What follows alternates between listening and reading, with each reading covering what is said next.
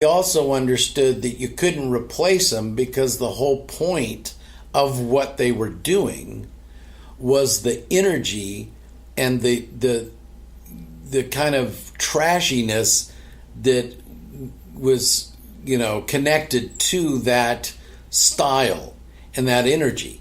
And so that was a big shift in the universe. It was sort of a tectonic, shift, if you will, that's what sort of brought on, because that allowed that guy who didn't really play that well but had something to say, both from a, like an emotional and physical place.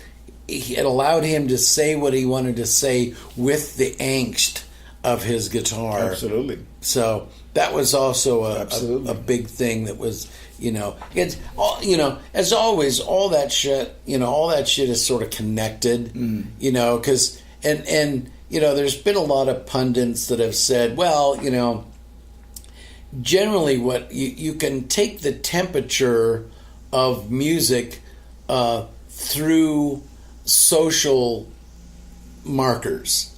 One of the things that was happening is, if you remember, the 80s were this time of financial growth. A lot of people were getting more and more money. There was greed was good. If you remember Wall Street movie, and there was a mentality of that. And whenever things are usually getting that good and people are becoming so complacent and sterile, what's the first thing that happens? It's some kid grabs a guitar and says, fuck this shit. I'm going to go crazy. Yeah. And that was sort of, so there's a lot of contributing factors. And I've always said about, my thoughts about Tracy Chapman's first record that we did, that part of its, like, mega success, not just success, but, we were like, I think end up just shy of 25 million records or something in that. Could be more, I don't know.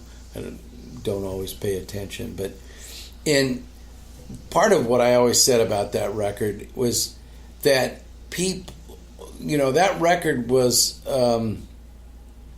it was really spearheaded by,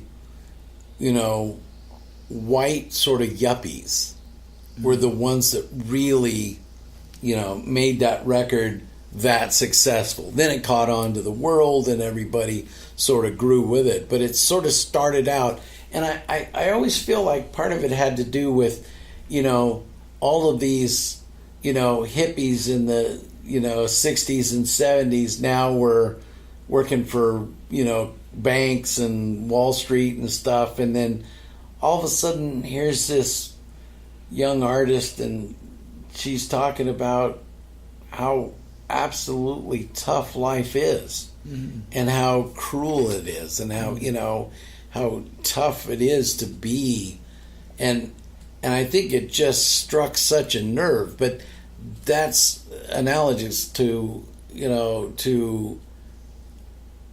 Kurt Cobain and what Nirvana was. It struck a note and struck a nerve with a lot of people. So I'm always, because I'm always kind of always try to be somewhat of a student, because I remember, on the second record we had some, on the second Tracy Chapman record, we had conversations about what we do on the first record. Why was it, because, when you're going into, follow up a, 25 million sale, there's always that conversation of like, what exactly did we do that made this work? And then at the end of the day, we sort of came to the realization that the most important thing that we did was kind of stay out of her way. From a creative standpoint, we're like, hey, you know what? She's so cool and just organic on her own.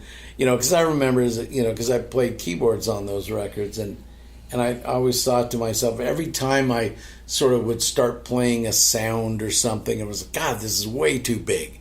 And by the end of the day, I went, beep, boop, the smallest little things to, because everything too big got in the way. So, sorry, but I digress. No, it's. I mean, this is something that I love hearing. Yeah. Your process in the studio, how it works. Okay, working with some of it's genius. And some of it's what we call accidental genius. It's like there's been a lot of times that we're on a record and it's like, how'd you come up with that? Well, I knocked over something and it fell into this and made this sound, and we went, that's it. One of my favorite bands that you work with and you're very close to is No Small Children. Oh, yes. What a coincidence. I know. Tell me about it. Well, I love the band so much, but I also love the guitar player, lead singer. What's her name? Lisa Pimentel. Pimentel. Oh, yeah. What a coincidence. I'm married to her. Yeah. She's my trophy wife. And she tells me... You marry a rock star. Yeah. It's like, that's an incredible story. Yeah, she's so cool. I can't even I know. I've seen him play live, and I've seen him, heard their records, and it's wonderful. But they're different experiences. Yeah. Your life, they're like a punk... they have the energy, pop kind of band, pop punk. It reminds me a lot of the '70s bands that we grew up with, because they're great songs, but with her energy. She's so her sister Joni. Yeah, her sister Joni's on bass, and a school teacher, because they're actually all technically school teachers. Yeah, they're all school teachers. Yeah. But I mean, I'll just give you the quick overview. Lisa used to be signed to Warner Brothers with her band from Boston that she came out, and that's how we met. I produced her first record when she was on Warner Brothers, and then by the end of the record, I was like, I love you so much. Will you marry me? Luckily, she sort of took pity on me and said, all right, okay, just quit hounding me. So, anyway, as most bands do, there was shenanigans, and the band breaks up, and then she decided to stay with me, and she was probably stranded.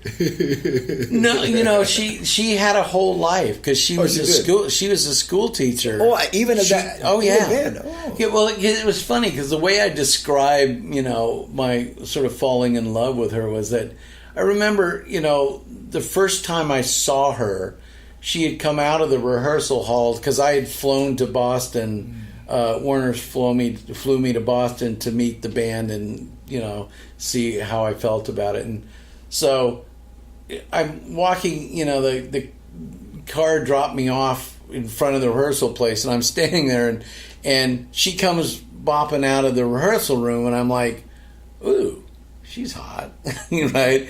And then we go in, and she's the drummer. And I'm like, oh my God, hot chick drummer. That's really cool. And then we're like, and then I agreed to do the record and all this kind of stuff. And during the make of the record, I found out, oh yeah, she co-wrote every single song on the record, and she's got her music degree from UMass, and she literally, and I'm not kidding when I say this, plays every instrument that you put in front of her. Because she'll sit there and she'll totally jam out on trumpet, and then flute, then sax, then I've seen her. Yeah, and it's scary how talented she's just so instinctive musically. And so it was just the over the making of the record, it was like, you are the coolest chick I've ever met in my life, and you're also the nicest.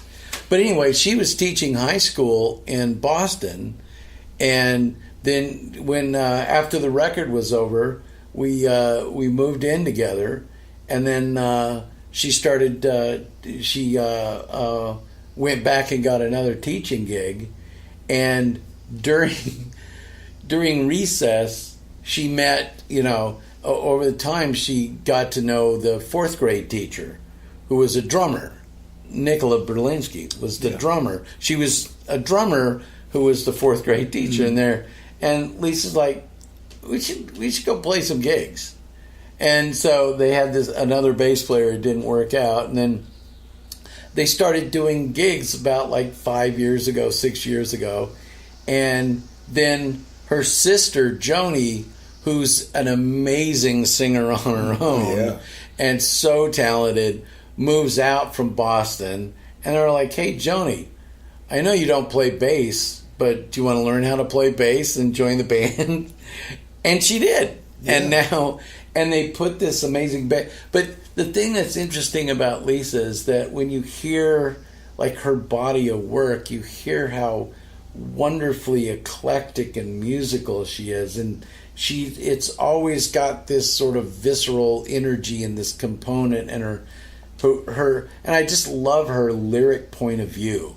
She has such an interesting lyric point of view in what she does. And but I mean, obviously I'm a huge fan, but what's cool is the vindication. You know, it's like when they started, because they did the Ghostbusters for the the remake of the Ghostbusters movie. They did the end title credit for that, and then the end title credit for the new Blake Lively movie with Anna Kendrick's, the A Simple Favor. They have the entire end title credit for that, and Lisa, you know, pretty much produces all the stuff on her own. In the last record and a half, I've kind of helped out with her, and we've done it sort of together. But you know, don't kid yourself, she drives the bus. That's fantastic. She's the bus driver. So. That's fantastic. Well, thank you, Bobby. Thank you so much. And I want to thank you not only for this amazing podcast that you have shared with me, but also for, I mean, if it wasn't for you, I would still be stranded in Chicago. That's right, because we literally, my dad gave us his Plymouth station, with gold Plymouth station wagon. And we went and got a U-Haul trailer, put all our shit in it, hooked it up, and moved to LA. And we lived together for a pretty good amount of time. Yeah. And then but I really, because I mean, not only that, but also I got to stay with your family, and they were fantastic to me. And you know, I was a blessed man, very blessed man. And I got to tell you, this is I'm grateful. I'm forever, eternally grateful. Well, to you and your Rudy, family.